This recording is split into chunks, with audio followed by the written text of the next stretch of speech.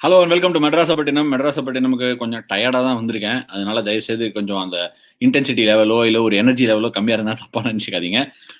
ரொம்ப நாள் ஆச்சு ஆக்சுவலி ஃபர்ஸ்ட் எபிசோட் பண்ணதுக்கு அப்புறமா 2 டெஸ்ட் முடிஞ்சு போச்சு. ஃபர்ஸ்ட் எபிசோட் நம்ம பண்ணும்போது ஞாபகம் இருந்ததுன்னா சொன்னேன் உங்ககிட்ட. இந்த சேப்பாக்க பத்தி என்ன ஒரு ஃபீலிங் அப்படின்னு சொல்லிட்டு. ஆனா, ஃபர்ஸ்ட் டெஸ்ட்ல சுத்தமா கிரவுடே இல்ல. இதுவரைக்கும் பல டீம்ஸ் இங்கிலாந்துலாம் வந்து இந்த பயோ பபிள்ல கிரவுட் இல்லாம விளையாடிருக்காங்க.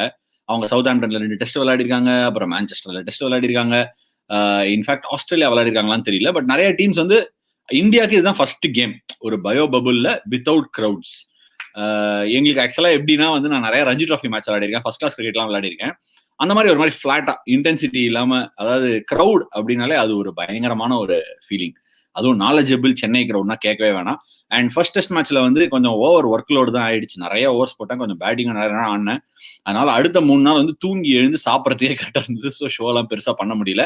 இன்னைக்குலேருந்து அடுத்த டெஸ்ட் மேட்ச்க்குள்ள நல்ல பிரேக் இருக்கு. ஸோ ஐ தாட் இது ஒரு மேட்ச்ல எல்லாரும் பர்ஃபார்மன்ஸ் எல்லாம் பார்த்துருப்பீங்க. நல்லா பண்ணவங்க எல்லாம் தெரியும். மேட்ச் எப்படி போச்சு, நம்ம ஜெயிச்சிட்டோம், இது எல்லாருமே தெரியும். பட் நான் இது ஸ்பெஷலா வந்து கிரௌடுக்கு இந்த வின்னர் டெடிகேட் பண்றேன் அப்படின்னு பிரசன்டேஷன் செரமனி சொல்லியிருந்தேன். அதோட கண்டினியூஷன் தான் இந்த நாலேஜபிள் சென்னை கிரௌடுக்கு நான் நிறைய பண்றேன். இது ஒரு தேங்க்யூ ட்ரிபியூட் மெசேஜ் தான். கேள்விகள்லாம் கூட ஷோ எண்டில் எடுத்துப்பேன். ஆனா வந்து ஒரு ஒரு சில சின்ன விஷயங்கள்லாம் சொல்லணும்னு நான் ஆசைப்படுறேன். அதான் வந்து இந்த மேட்சுக்கும் போன மேட்சுக்கும் நடுவில் இந்த ஓவர்ஸ்லாம் போட்டு என்னதான் பண்ணுவாங்க ரெஸ்ட் அண்ட் ரெக்கவரிக்கு அப்படின்னா, 3 நாள் இருந்தது, தோத்துட்டோம். நிறைய பேர் என்ன நம்புவாங்கன்னா வந்து தோத்தாச்சு போய் பிராக்டிஸ் பண்ணுங்க, பிராக்டிஸ் பண்ணல மேட்ச் தோத்தாச்சு போய் பிராக்டிஸ் பண்ணுங்க, இந்த மாதிரிலாம் நிறைய பேர் வந்து சோஷியல் மீடியாலையும் சொல்லுவாங்க. மேட்ச் தோத்து திருப்பி பிராக்டிஸ் பண்ணோம் அப்படின்னா 5 நாள் மேட்ச் முடிஞ்சு திருப்பி 3 நாள் திருப்பி பிராக்டிஸ் பண்ணோம்னா 13 நாள் ஸ்ட்ரெயிட்டா விளையாடுறது. அந்த மாதிரி 13 நாள்லாம் யாரும் விளையாடவே முடியாது. அண்ட் அது வந்து உங்களுக்கு ஒரு பெரிய ஒரு பாதகமா தான் அமையும். பெருசா ஒன்றும் ஒரு ஹெல்ப்லாம் கிடையாது. எவ்வளோ பிராக்டிஸ் பண்ணோம், எவ்வளோ பிராக்டிஸ் பண்ணக்கூடாது. இன்ஃபேக்ட் நிறைய பிராக்டிஸ் பண்றதே சில சமயம் வந்து நெகட்டிவா போய் முடியும். ஸோ இதெல்லாம் இதுக்கு பேர் ஒர்க் லோட் மேனேஜ்மெண்ட் அப்படின்னு சொல்லுவாங்க. அது வந்து இப்போ ஒரு டேர்ம் நிறைய வந்து கிரிக்கெட்ல யூஸ் பண்ணக்கூடிய ஒரு டேர்ம் நிறைய டீம்ஸ் பண்றாங்க. இப்போ பயோ பபிள் மேனேஜ்மெண்ட்லாம் கூட பண்றாங்க. நீ இங்கிலாந்து டீம் பார்த்தீங்கன்னா நிறைய பிளேயர்ஸை ரொட்டேட் பண்ணி வீட்டுக்கு அமிச்சு கூட்டிட்டு வராங்க. ஏன்னா ரொம்ப ஸ்ட்ரெஸ்ஃபுல்லா இருக்கும். நான் கூட வந்து அன்னைக்கு எங்க ஃபேமிலியோட பேசிட்டு இருந்தேன். அப்புறம் என்னோட கோச் கிட்ட கூட சொல்லிட்டு இருந்தேன். சில சமயம் இந்த மாதிரி உட்காந்து அப்படியே மேட்ச் விளையாடுறோம். கிட்டத்தட்ட ஆஸ்திரேலியால இருந்து இங்கேருந்து அதே மாதிரி பயோ பபிள்ல தான் இருந்திருக்கும். ஆஸ்திரேலியாவில் கொஞ்சம் ஃபேமிலி இருந்தாங்க, குழந்தைங்க இருந்தாங்க, கொஞ்சம் சுவிச் ஆஃப் பண்றதுக்கு ஈஸியா இருக்கும். இங்க பயோ பபிள்ல பார்த்தா கிரிக்கெட் விளையாடுறோம், ஜிம் பண்றோம், ட்ரைனிங் பண்றோம், ஸ்விம்மிங் பண்றோம், ரெக்கவரி பண்றோம், பிசியோ பண்றோம், ட்ரைனிங் பண்றோம், ஜிம் பண்றோம், மேட்ச் ஆடுறோம், பிராக்டிஸ் பண்றோம். இதே தான் திருப்பி திருப்பி பண்ணிட்டு இருக்கோம். ஸோ நைட் எல்லாம் தூங்கினா எனக்கெல்லாம் வந்து இன்னைக்கு காலத்தால 4:30 மணிக்கு முழிப்பு வந்துருச்சு. அது என்னன்னே தெரியல. அந்த முழிப்பு வந்ததுக்கு அப்புறமா மேட்ச் ஏதோ ஒரு சுச்சுவேஷனே ஓடிட்டு இருக்கு, கிரிக்கெட்டே தான் ஓடுது.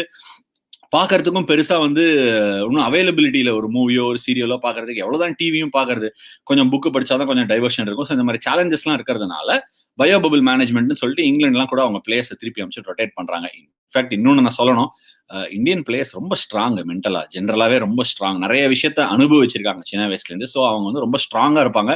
இந்த பயோ பபிள்ல கிட்டத்தட்ட 6ல இருந்து 8 மாசமா இப்ப பயோ பபிள்ல இருக்காங்க நிறைய இந்தியன் பிளேயர்ஸ். சூப்பரா ஹேண்டில் பண்றாங்க. எங்களுக்கு கூட மேல ஒரு டீம் ரூம் இருக்கு. கொஞ்சம் கெட் டுகெதர் நல்லா இருக்கும். டின்னர் சாப்பிடுவோம் அப்பப்போ. ஒரு மாதிரி டீம் பாண்டிங்கும் நல்லா இருக்கு. இந்த மேனேஜ்மெண்ட்டை பத்தி பேசியாச்சு. இருந்தாலும் அடுத்த சுச்சுவேஷனுக்கு கூட்டு போயிடுறேன். ஃபர்ஸ்ட் டெஸ்ட் நம்ம பக்கமா அவ்வளவா போல. இன்ஃபேக்ட் வந்து நிறைய பேர் கூட வந்து சொன்னாங்க, என்ன தோத்தா பேச மாட்டாங்களா அந்த மாதிரிலாம் கூட கேட்டாங்க. தோத்தா பேசக்கூடாதுலாம் ஒன்றும் இல்லை. அந்த மைண்ட் செட்டுக்கு தான் நெக்ஸ்ட் நான் வரப்போறேன். இன்னைக்கு வந்து நான் ப்ரெஸ் கான்ஃபரன்ஸுக்கு போனேன். ஒரு ஒரு கேள்வி வந்தது. எனக்கு அந்த கேள்வி வந்தோடனே திருப்பி இந்த பதில் தான் வந்து எனக்கு தோணிச்சு. அந்த பிரஸ் கான்ஃபரன்ஸ்ல என்ன கேட்டாங்கன்னா, ரிஷப் பண்ட் வந்து எக்ஸ்ட்ரார்டினரியா கீப்பிங் பண்ணாரு, பயங்கரமா இம்ப்ரூவ் பண்ணியிருக்காரு, என்ன நினைக்கிறீங்க அப்படின்னாங்க. நான் என்னங்க நினைக்கிறது, ரிஷப் பண்ட் ஒரு எக்ஸ்ட்ரார்டினரி கிரிக்கெட்டர்னு ஊர்ல உலகத்துக்கு எல்லாருக்குமே தெரியும். இன்ஃபேக்ட் அவர் மேல வந்து கிட்டத்தட்ட கடைசி ஒரு 2-3 வருஷமாவே அவர் மேல வர காலத்துல இருந்தே அவர் தான் நெக்ஸ்ட் பிக் திங்னு நிறைய பேர் பேசியிருக்காங்க. எனக்கு கொஞ்சம் ஜாக் பேக் பண்ணி மெமரி எடுத்துட்டு போனேன். ஆஸ்திரேலியாவுக்கு நாங்க இப்ப டூருக்கு போயிருந்தோம். அந்த டூருக்கு போனபோது பிராக்டிஸ் மேட்ச் விளையாடிட்டு இருந்தோம். அப்ப அந்த கேமரூன் கிரீன் அங்க ஒரு யங்ஸ்டர். ரொம்ப நல்ல பிளேயர். சூப்பரா விளையாடுவாரு. பவுலிங் போடுவாரு. நல்லா குயிக்கா போடுவாரு. பேட்டிங் ஆடுவாரு. எங்களோட பிராக்டிஸ் கேம்ல ஒரு 100 அடிச்சாரு. அடிச்சோடனே டெஸ்ட் கால் அப் அவருக்கு கிடைச்சிச்சு. டெஸ்ட் டீம்ல இருந்தாரு. பட் எல்லா கேமுமே விளையாடினாரு. என்டையர் சீரீஸ்ல 1-2 50 அடிச்சிருப்பாரு. என்னோட மெமரி சரியா இல்லைன்னா விக்கெட் எடுத்தாரான்னு கூட தெரியல. மொத்த சீரீஸ்லயும் விக்கெட்டே எடுக்கல. ஆனா அவங்க என்டையர் மீடியா, அவங்க மக்கள் எல்லாருமே வந்து கேமரூன் கிரீன் தான் நெக்ஸ்ட் பிக்கெஸ்ட் திங். அவர் தான் வேர்ல்ட்லயே நெக்ஸ்ட் பிக் கிரிக்கெட்டரா வரப்போறாரு. அவரை மாதிரி யாருமே கிடையாது. அவர் இது, அவர் அது. கிரிக்கெட்டர் சூப்பர் கிரிக்கெட்டர், நல்ல பையன், யங்ஸ்டர், சூப்பரா விளையாடுவார். அதெல்லாம் ஒன்றும் சந்தேகமே கிடையாது. அப்பதான் ஒரு சின்ன ஒரு ஒரு மைண்ட் செட், அதாவது நம்மளோட மனப்பான்மையோட ஒரு சின்ன ஒரு பகுதியை நான் வந்து ரியலைஸ் பண்ணினேன். எப்படி நம்ம ஊர்ல வந்து யாராவது ஒரு பிளேயர் வந்தாங்க அப்படின்னா, நம்ம எல்லாருக்குமே தெரியும் அவர் ரொம்ப நல்ல பிளேயர்னு. ஹார்ட் ஆஃப் ஹார்ட் பார்த்தீங்கன்னா, மனசார ஒரு பிளேயர் வரும்போது, அவரு ரொம்ப நல்ல பிளேயர். அதனால தான் இந்தியாவுக்கு சான்ஸே கிடைக்குதுன்னு எல்லாருக்குமே தெரியும். நம்ம இவ்வளோ பேர் இருக்கிறதுனால எனக்கு பிடிச்சவன் உனக்கு பிடிச்சவன் நம்ம பார்க்குறோம். அதனால ஒரு பிளேயரோட நெகட்டிவ்ஸை நிறைய பார்க்குறோம்னு நான் ஃபீல் பண்ணேன். அதாவது வந்து அவர்கிட்ட என்ன குத்தம் குறைகள் இருக்கு அப்படிங்கிறது தான் ஃபர்ஸ்ட் நம்ம பார்க்குறோம். இது ஏன் நான் இந்த பாயிண்ட்டை ரைஸ் பண்ணேன் அப்படின்னா, இதை சொல்லி கொஞ்சம் கொஞ்சம் வருத்தப்பட்டு ஒரு கோச்சோட பேசிட்டு இருந்தேன். அப்ப நான் சொன்னேன், இந்த மாதிரி பார்க்குறோம். அதையே மாத்தி அவங்க வந்து அவங்க என்னெல்லாம் நல்லா பண்றாங்க அப்படின்னு நம்ம யோசிச்சோம்னா, அவங்க நல்லா பண்ணாதது அவங்களுக்கே தெரியும். சூடா இருக்கிற சாமான சுட்டா எரியும்னு தெரியும். பாம்புனா விஷம் கொத்துனா அது எவ்வளோ பாய்சனஸ்ன்னு நமக்கு தெரியும். ஆனா அதுக்காக பாம்பு விஷங்கிறதுனால கிட்ட போகாம தானே இருக்கும். அதே மாதிரி நம்ம தப்பு பண்ணினோம் அப்படின்னா, தப்பு என்னன்னு நமக்கே தெரியும். அதை திருத்திப்போம். நல்லது என்ன பண்றோம்னு சொல்லுங்க. நல்லத திருப்பி பண்ணினோம்னா நமக்கு சக்சஸ் கிடைக்கும். இதுதான் லைஃபே. நல்லத நம்ம ரொம்ப கம்மியா பேசுறோம். கெடுதல ஜாஸ்தியா பேசுறோம். அதே மாதிரி பொறாமை, போட்டி இதெல்லாம் கிரேட். போட்டி, பொறாமை இல்லாம வாழ்க்கையே கிடையாது. போட்டி, பொறாமையில இன்னொருத்தர பாராட்டுறவன் தான் நிஜமான மனுஷன். பாராட்ட பழகுங்க. அந்த பாராட்டு இரட்டிப்பா நமக்கு வந்து சேருங்கிறத நான் சொல்ல விரும்புறேன். அதே மாரி ஒரு ரிஷப் பண்ட்ங்கிறது ஒரு சும்மா ஒரு எக்ஸாம்பிள் தான் நான் சொல்றேன். இந்த மாரி பாராட்டி பாருங்க. அவங்க கிட்ட என்ன பாசிட்டிவ்ஸ் இருக்குன்னு பாருங்க. அவங்க கிட்ட என்ன நெகட்டிவ்ஸ் இருக்கு, முன்னாடி இருந்தவங்களோட அவங்க எப்படி சரியில்ல. நீங்க உதாரணத்துக்கு ரிஷப் பண்ட்டே எடுத்துக்கங்க. அவர் யாரோட பொசிஷனுக்கு வந்தாரு? One of the greatest Indian cricketers. அது அவ்வளவு ஈஸி இல்ல. ஒரு சின்ன பையன் 18, 19 வயசு மேனேஜ் பண்ண முடியுமா? அவரு கிரேட்டா தான் இருக்க போறாருன்னு எல்லாருக்குமே தெரியும். டைம் குடுத்து பாருங்க. 10 மேட்ச்ல இம்ப்ரூவ் பண்றவன் 2 மேட்ச்ல இம்ப்ரூவ் பண்ணுவான். இது அவருக்கு மட்டும் இல்ல. எல்லாருக்குமே நான் சொல்றேன். வர எல்லா கிரிக்கெட்டரையும் நம்ம கிரிக்கெட்டர் நம்ம வீட்டு பசங்கள நம்ம விட்டு குடுக்காத மாரி நம்ம ஊர் பசங்கள நம்ம எப்படி விட்டு குடுக்கலாம்? நம்ம ஊர் கிரிக்கெட்டர் சார். நம்ம விட்டே குடுக்க கூடாது. யாருமே விட்டு குடுக்கறது இல்ல. வெளிநாட்டுக்காரங்க. நம்ம தான் விட்டு குடுக்குறோம். எனிவே இது ஒரு சின்ன பாயிண்டா சொல்லி ஆரம்பிக்கலாம்னு நினைச்சேன். அடுத்து it's a tribute to the knowledgeable Chennai கிரவுட்னு முதல்லயே சொல்லியிருந்தேன். knowledgeable Chennai crowd. இந்த பெவிலியன் டெரஸ் ஸ்டாண்ட்லேருந்து வந்து என் ஃபேமிலி மேட்ச் பார்த்தாங்க. என் குழந்தைங்க, என் ஒய்ஃப், எங்க அப்பா, எங்க அம்மாவால வர முடியல. அவங்களுக்கு சில வீட்ல கொஞ்ச நாள் 2 நாள் உடம்பு சரியில்ல. ஸோ அவங்களால வர முடியல. பட் அந்த ஸ்டாண்ட்ல உட்காந்து எல்லா டெஸ்ட் மேட்ச் 2, 3 டெஸ்ட் மேட்ச் அங்கேருந்து பார்த்துருக்கேன். சைட் ஸ்டாண்ட்ஸ்லேருந்து சில மேட்ச் எல்லாம் பார்த்துருக்கேன். அந்த ஸ்டாண்ட்லேருந்து என் குடும்பம் உட்காந்து நான் விளையாடுறத பார்க்கறது அப்படிங்கிறதே வந்து எனக்கு ஒரு சென்ஸ் ஆஃப் அக்கம்ப்ளிஷ்மெண்ட். ஒரு 8, 9, 10 வயசுல ஒரு குழந்தைய போய் அந்த மேட்சை பார்த்துட்டு எனக்கெல்லாம் என்ன தோணுன்னா, இந்த கிரவுண்டுக்குள்ள நம்ம மிதிக்க முடியுமா? சேப்பாக்கோட பிளேட் ஆஃப் கிராஸை டச் பண்ணி பார்க்க முடியுமா? இது என்னடா பிச்சுன்னு சொல்றாங்க. இப்ப கூட ஞாபகம் இருக்கு 2006, 7ல வெஸ்ட் இண்டீஸ் ஒரு ஒன் டே சீரிஸ்க்கு வருவாங்க. ஒரு ஒன் டே மேட்ச் நடக்கும் சென்னையில. அப்போ வந்து நான் சர்க்யூட்ல மேல வந்துட்டு இருந்தேன். மேல வந்துட்டு இருக்கும்போது நெட் பவுலரா ஒரு வாய்ப்பு கிடைக்கும். அதாவது நெட் பவுலரா போறதுங்கிறது ஒரு பெரிய விஷயம். இப்ப கூட சிஎஸ்கேக்கெல்லாம் கூட நிறைய நெட் பவுலர்ஸ் எடுப்பாங்க. இந்தியன் டீம் வந்தாலும் இப்ப பயோ பபிள்னால நெட் பவுலர்ஸ் எடுக்க முடியறதில்ல. நெட் பவுலர்ஸ் எடுப்பாங்க. எப்படின்னா நீங்க போய் போடுவீங்க. நிறைய நேரம் பவுலர்ஸால பவுலிங் போட முடியாது. பேட்டிங் நிறைய நேரம் விளையாடுவாங்க. அதனால நெட் பவுலர்ஸ் எடுப்பாங்க. அப்ப நான் கொஞ்சம் வளர்ந்து வரும் பவுலரு.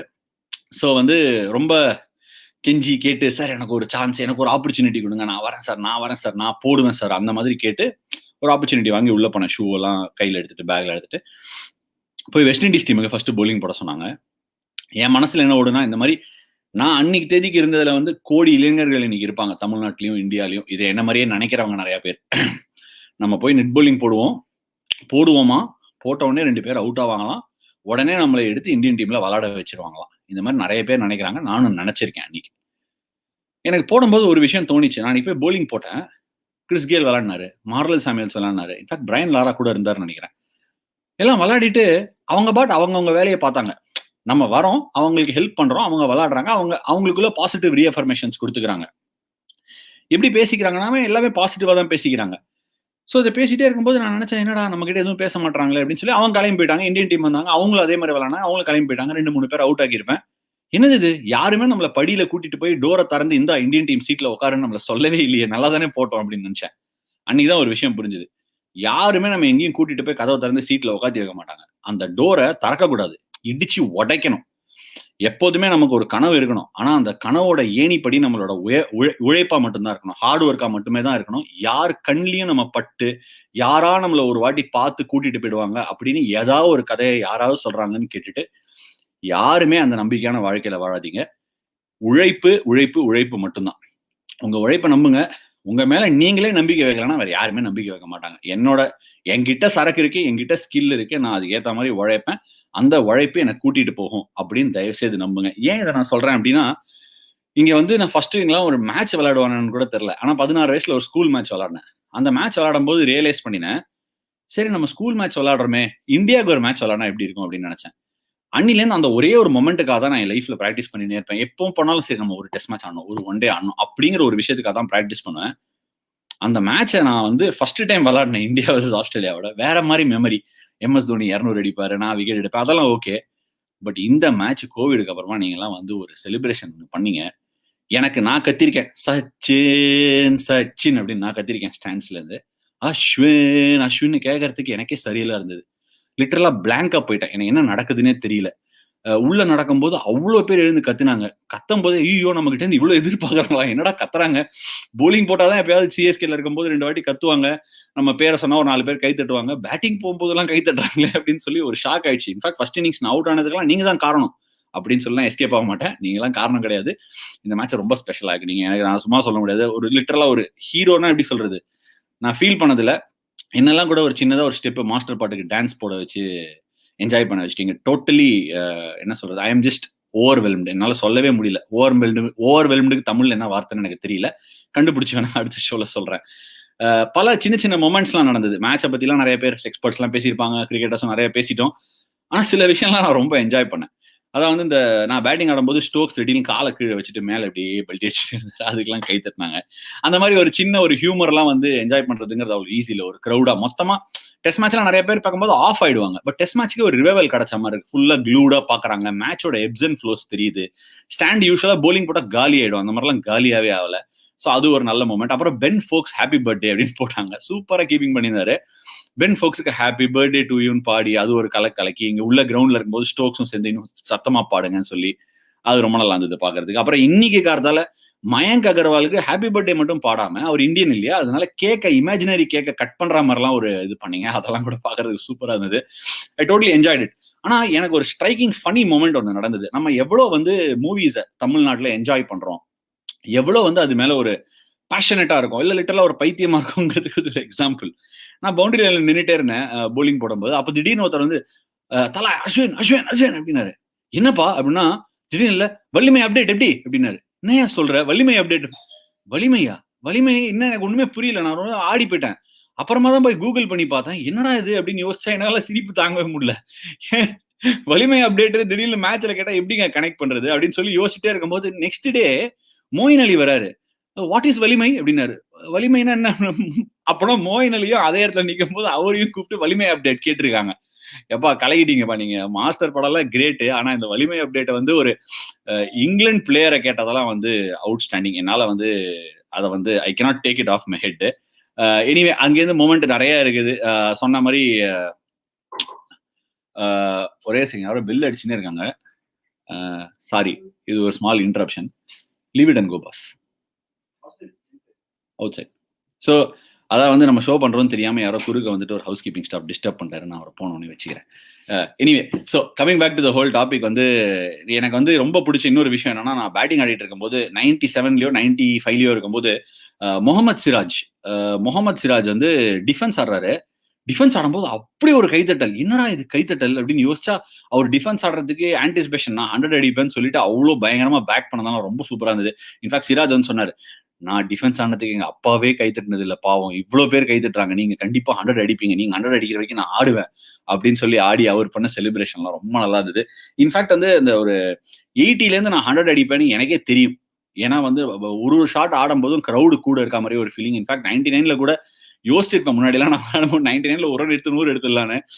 இல்லடா எங்க அடிச்சாலும் பால் கரெக்ட்டா போய் விழுந்துரும்டா. கிரவுடே இவ்ளோ பேரும் நம்ம கூட இருக்காங்க அப்படின்னு சொல்லிட்டு ஒரு ஷாட் அடிச்சு, அது பயங்கரமா போச்சு. அது மட்டும் இல்லாம இன்னைக்கு காலையில வந்து ஒரு இங்கிலாந்தோட ரிசர்வ் பிளேயர் வெளியில வந்து ஓடுன்னு ஓடினே இருக்காரு ரவுண்டு. ரவுண்ட் ஓடுறவங்கலாம் கை தட்டுறாங்க. ஏன்னா அதெல்லாம் தாங்கவே முடியல. அப்புறம் விராட் ஸ்லிப்ல நின்னுட்டு கை தட்டுங்க, கை தட்டுங்க அப்படின்னு சொல்லி என்கரேஜ் பண்ணும்போது எல்லாரும் கை தட்டுறது. ஆனா ஒரே ஒரு விஷயம் மட்டும் ஒரு ஸ்மால் இம்ப்ரூவ்மென்ட் சொல்றேன். எங்க அம்மா சொல்ற மாரியே சொல்றேன். எல்லாம் ஓகே. ஆனா இப்படி இம்ப்ரூவ் பண்ணலாம் அப்படின்னுவாங்க. அந்த மாதிரி பவுலர் ரன் அப் ஸ்டார்ட் பண்றதுக்கு முன்னாடி நான்லாம் வந்து ஸ்டாண்ட்ஸ்ல இருக்கும்போது ஒரு விஷயம் பண்ணுவோம். பவுலர் ரன் அப் ஸ்டார்ட் பண்ணுவாரு. ஓ அப்படின்னு போயிட்டு பவுலிங் போடும்போது ஓ அப்படின்னு விக்கெட் வரலனா விக்கெட் அந்த ஒரு மூவ்மெண்ட் மட்டும் பண்ணிருக்கலாம்னு நினைச்சேன். பட் எனிவே இது T20 ஏரானால அந்த ஒரு விஷயத்த மறந்துட்டாங்கன்னு நினைக்கிறேன். பட் இன்னொரு ஒரு பயங்கரமான மொமெண்ட். அதாவது நாலேஜபிள் சென்னை கிரவுட் அப்படின்னு சொல்றதுக்கு ஃபர்ஸ்ட் டே வந்து 85, 86 ஓவர்ஸ் ஆயிடுச்சு. ஸ்டூவர்ட் பிராட் மிடான்ல நின்னுட்டு இருப்பாரு. ஏதோ ஒரு ஷாட் மிடாவா சரியா ஞாபகம் இல்ல. பாயிண்டான்னு கூட தெரியல. பால் பவுண்டரிக்கு போயிடும். பறந்து போய் ஒரு ஸ்லைட் அண்ட் ஸ்டாப் ஒண்ணு எடுப்பாரு. ஒரு fast bowler back end of the tail அந்த ஸ்டாப் பண்ணதும், ஜெனரலா எல்லாருமே அத அப்ரிஷியேட் பண்ணுவாங்க. ஆனா கிரவுடு மொத்தமும் ரெகக்னைஸ் பண்ணி அத அப்ரிஷியேட் பண்ணதும், நம்ம ஊர் நாலேஜபிள் சென்னை கிரவுட்ரா அப்படின்னு ஒரு பெருமை இருந்தது.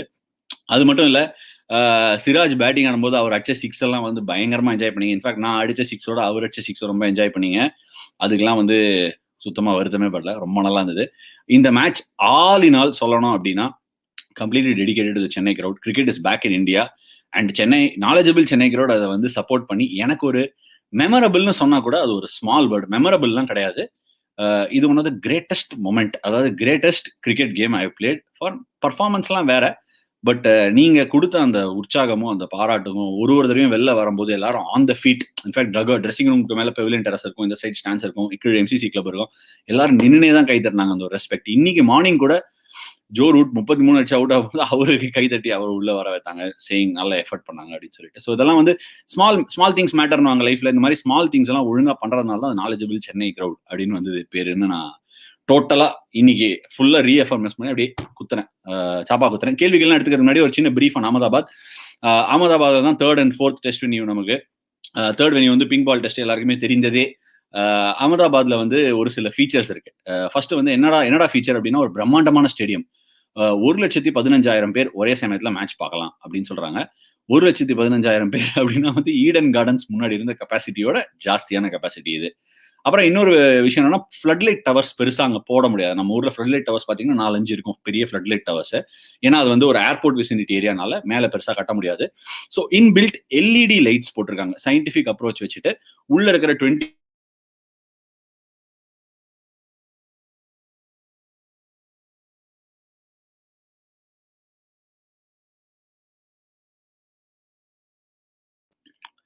சாரி பஃபர் ஆயிடுச்சு. Internet problem. Okay. So first time LED lights போட்டிருக்காங்க. அந்த எல்இடி லைட்ஸ்ங்கிறது வந்து ஒரு பெரிய பழக்கம் கிடையாது. இப்பதான் ஃபர்ஸ்ட் டைம் அதை இனிஷியேட் பண்ணியிருக்காங்க. இதுக்கப்புறமா பாத்தீங்கன்னா 4 ட்ரெஸ்ஸிங் ரூம் கட்டியிருக்காங்க. எதுக்குடா 4 ட்ரெஸ்ஸிங் ரூம் அப்படின்னு பாத்தீங்கன்னா, ஐபிஎல் மேட்ச் அப்படிலாம் நடந்ததுன்னா டபுள் ஹெடர் நடக்கும். டபுள் ஹெடர் ஈவினிங் ஒரு மேட்ச் 4 மணி மேட்ச் 8 மணி மேட்ச் ஒரே வென்யூல நடக்கலாம். இல்ல சம்டைம்ஸ் வேர்ல்ட் கப் மேட்சஸ் நடந்தா கூட அந்த மாதிரி டபுள் ஹெடர்ஸ் நடக்கலாம். ஸோ அந்த டபுள் ஹெடர்ஸ் மேட்ச்னா 4 டீமையும் நீங்க உட்காத்தி வைக்கணும். ஒரு ஸ்டாண்ட் பை லொகேஷன் வைக்காம 4 ட்ரெஸ்ஸிங் ரூம் வச்சு 4 பேரையும் போடலாம். அதே மாதிரி இந்த 4 ட்ரெஸ்ஸிங் ரூமுக்கு நடுவுல ஒரு பெருசா பிரம்மாண்டமான ஜிம் கட்டியிருக்காங்க. எல்லாருமே ஷேர் பண்ணி யூஸ் பண்ற மாதிரி. இது மட்டும் இல்லாம என்ன சொல்றாங்கன்னா, ஒரு ட்ரெஸ்ஸிங் ரூமுக்கு முன்னாடியும் ஒரு பெரிய ஏரியா இருக்காம். அந்த ஏரியாலயே நீங்க வார்ம் அப் கூட முடிச்சுக்கலாமா. ஒருவேளை மேட்ச் ஆல்ரெடி நடக்குது அப்படின்னா நீங்க அங்கேயே வார்ம் அப் பண்ணிடலாமா. இல்ல மழை பெய்யுதுன்னா உள்ளே வார்ம் அப் பண்ணி மழை நின்னோடனே மேட்ச் ஆடுற மாதிரி சில விஷயங்கள்லாம் பண்ணலாம் அப்படின்னு சொல்றாங்க. அது மட்டும் இல்லாம ஸ்கொயர் அப்படின்னுவாங்க. கிரிக்கெட்ல ஸ்கொயர் அப்படின்னா என்னன்னா, பிட்ச் லே பண்ணிடுவாங்க. கிரவுண்ட்லாம் வெளில இருக்கும் சர்க்கம்ஃபரன்ஸ். அந்த பிட்ச் லேங்கிறது ஒரு பெரிய ப்ராசஸ். அந்த பிட்சுக்கு அடியில வந்து நல்லா நீங்க தோண்டணும். நிறைய அடி தோண்டி லேயர் போட்டு பிரிக் போட்டு திருப்பி மணல் வச்சு காங்கிரீட் வச்சு திருப்பி அதுல இதெல்லாம் பீம்லாம் போட்டு அதுக்கப்புறம் மேல திருப்பி சர்ஃபேஸ் போட்டு அது ஒரு பெரிய ப்ராசஸ். கிட்டத்தட்ட 6 மாசம் அதை அண்டர்லைங் கிரவுண்டை மட்டுமே போடுவாங்க.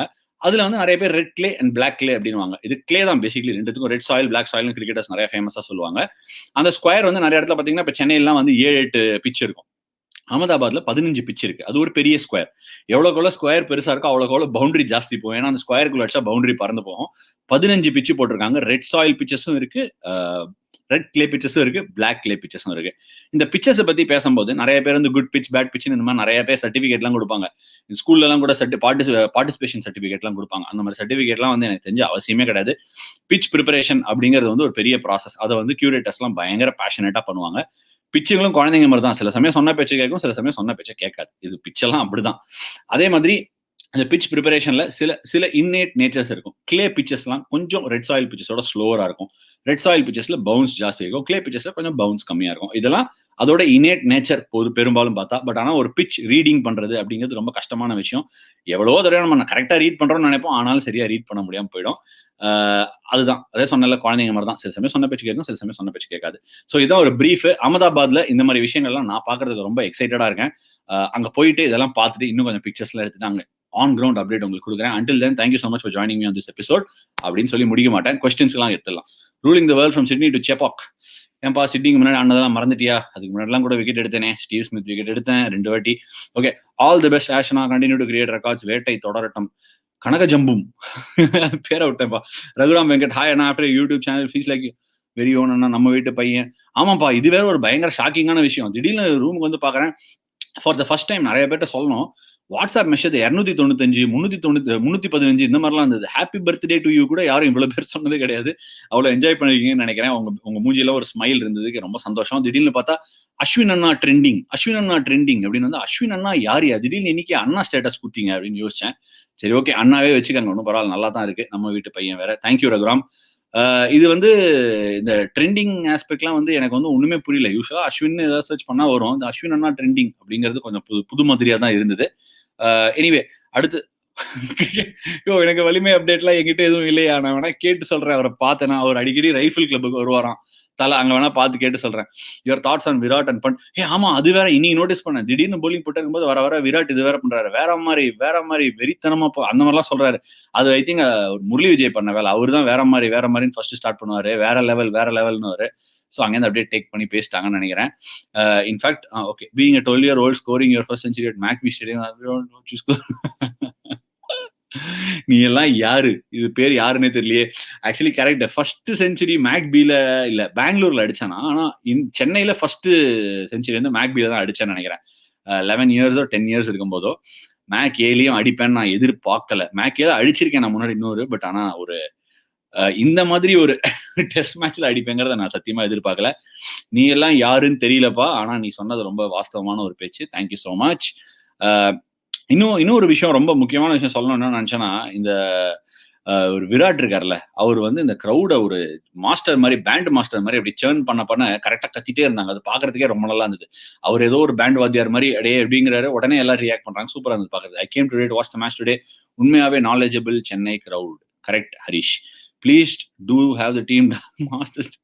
ஆமா இது வேற அங்க அந்த ஸ்டாண்ட்ஸ்ல இருந்து வேற எப்ப பார்த்தாலும் போனால தலை வாத்தி கம்மிங் ஸ்டெப் போடு அப்படின்னு மியூசிக் வேற போடுறாங்க செல்போன்ல. அந்த இது வேற. அண்ட் ரொம்ப முக்கியமா என்னன்னா, நான் டெய்லி காலையில எழுந்த உடனே ஃபர்ஸ்ட் குளிச்சுட்டு எல்லாம் கிளம்பிட்டு பிரேக்ஃபாஸ்ட்டுக்கு போகும்போது ஃபர்ஸ்ட் அந்த சாங்கை தான் கேட்பேன். வாத்தி கம்மிங் சாங் கேட்ட உடனே அது அப்படியே ஒரு உடம்புல அப்படியே ஷேக் ஆகும். அதுக்கப்புறம் ஒரு ரெடி ஆயிடலாம். வார்ம் அப் ஆன மாதிரி ஒரு ஃபீலிங். Please do have the team dance master shoulder step after the series victory. ஆமா அது ரொம்ப முக்கியம். கப்பு முக்கியம் பிகிலு அப்படிங்கிற மாதிரி. Beautifully played. Ashwin wanting to see more such innings playing finals with lots. Okay பவார்ஜன், தேங்க்யூ சோ மச். வெறித்தனம் அண்ணா பேட்டிங் வேற level records. Thank you so much. நான் நிஜமாவே சொல்றேன், பேட்டிங்லாம் வந்து போயிட்டு வந்து பாசிட்டிவா இன்டென்ட் காட்டணும் அப்படிங்கறத நினைச்சேன். மற்ற நடந்தது எல்லாமே வந்து எல்லாம் அவன் செயல் அப்படிங்கிற மாதிரி எல்லாமே கிரௌடோட செயல் தான். ஜஸ்ட் டுக் மீ ஆன், அவ்வளவுதான். சொல்றதுக்கு ஒண்ணுமே இல்லை.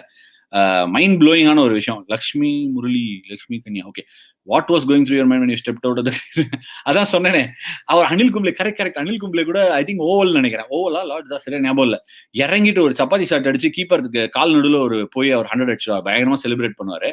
எனக்கு அந்த மாதிரிலாம் இல்ல, ஷுவரா தெரியும் பேட்ல எங்க பட்டாலும் கிரௌடே பால் தூக்கி போய் பவுண்டரியில போட்டுருன்னு ஒரு நம்பிக்கை இருந்தது. அந்த நம்பிக்கையில தான் ஸ்டெப் அவுட் பண்ணேன். ஏன்னா இன்னும் 2 பால் தான் இருந்தது. அது மாறணும்னு திருப்பி சிராஜ் ஸ்ட்ரைக்ல வரணும். நெஞ்சு வாய்க்கு வந்துட்டு முடியல. அதனால வந்து அப்பவே உன் வாழ்க்கை உன் கையில் அப்படிங்கிற மாதிரி என் வாழ்க்கையை என் கையில எடுத்துட்டேன். Lawrence soda mind games. Soda இல்லையா, லாரன்ஸோட மைண்ட் கேம்ஸ் விளையாடுன்னு.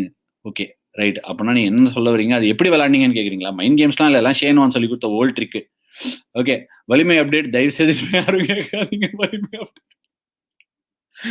ஓகே, வலிமை அப்டேட் என்கிட்ட இல்லாதனால இதோட நான் ஷோவை முடிச்சுக்கலாங்கிற முடிவுக்கு வந்திருக்கேன். வேற யாருக்கா ஏதாவது கேள்வி இருந்துச்சுன்னா அகமதாபாத்ல இருந்து சந்திப்போம். Until then, thank you so much for joining me on this episode of What Do You Do to Handle Pressure. ரொம்ப முக்கியம்ப்பா, ஹேண்டில் ப்ரெஷர் ஹேண்டில் பண்றது தான் எல்லாமே லைஃப்ல. இன்ஃபேக்ட் கடைசி ஒரு 1.5 வருஷமா ஒரு நல்ல ஒரு ருட்டீன் கோ த்ரூ பண்ணியிருக்கேன். என்னோட மைண்ட் கொஞ்சம் நிறைய டிக் ஆகினே இருக்கும். நிறைய திங்க் பண்ணுவேன் அஹெடா. நாளைக்கு இப்ப என்ன நடக்கும், அப்ப என்ன நடக்கும்னு கொஞ்சம் என்னோட பிளானிங் கூட அந்த மாதிரி தான் இருக்கும். என்னோட சக்சஸே தான் எனக்கு சம்டைம்ஸ் எனக்கு சில துயரத்தையும் கொடுக்கும். என்னோட சக்சஸ்க்கு என்ன ஃபார்முலாவோ அதே தான் கொடுக்கும். ஸோ ப்ரெஷர் ஹேண்ட்லிங்கிறது வந்து நான் கொஞ்சம் செல் டவுன் பண்ணிப்பேன். ஒரு புக்கு படிப்பேன். கம்ப்ளீட்லி மைண்ட்லேருந்து கேமே எடுத்துருவேன். எவ்வளோ முடியுமோ எடுக்க ட்ரை பண்ணுவேன். அதுக்கப்புறமா கொஞ்சம் ஒரு மெடிடேஷன் ருட்டீன் ஒன்று இப்போ ஸ்டார்ட் பண்ணியிருக்கேன் கொஞ்சம் நாளா. அது ரொம்ப நல்லா ஓடுது. ஒரு ப்ராசஸ் ரொம்ப நேரத்துக்கு பண்ணுவேன். ஒரு 40 நிமிஷம் 50 நிமிஷம். சில சமயம் மேட்ச் அன்னைக்கு கஷ்டமா இருக்கும். நேத்தெல்லாம் எப்போ தூங்கினேன் எப்போ எழுந்தேனே தெரியல. திடீர்னு 4:30 மணிக்கு எழுந்தேன். அப்புறம் திருப்பி படுத்து தூங்கினேன். 7 மணிக்கு தான் எழுந்தேன். உடம்பு ரொம்ப வாங்கிடுச்சு. அடுத்த மேட்ச்க்குள்ள ஒன்லி ரெக்கவரி தான், ரெஸ்ட் அண்ட் ரெக்கவரி தான் பிளான்ல இருக்கு. Hopefully all of you enjoyed the game. நான் டோட்டலா என்ஜாய் பண்ணேன். கேம் விளையாடினதை விடுங்க, உங்களோட இந்த மேட்சை விளையாடின மாதிரி தான் எனக்கு ஒரு ஃபீலிங் இருந்தது. ஒரு ஆளா தனியா மேட்ச் விளையாடின மாதிரியே இல்லை. Thank you so much for doing this. என்ன சொல்றது, ஒரு சைல்ட்ஹுட் ட்ரீம் கம்ப்ளீட்லி ஃபுல்ஃபில்ட் அப்படின்னு சொல்லலாம். And until I join you from Ahmedabad, thank you so much for joining, and hopefully you have a good night, and hopefully we'll have a good series. Thank you.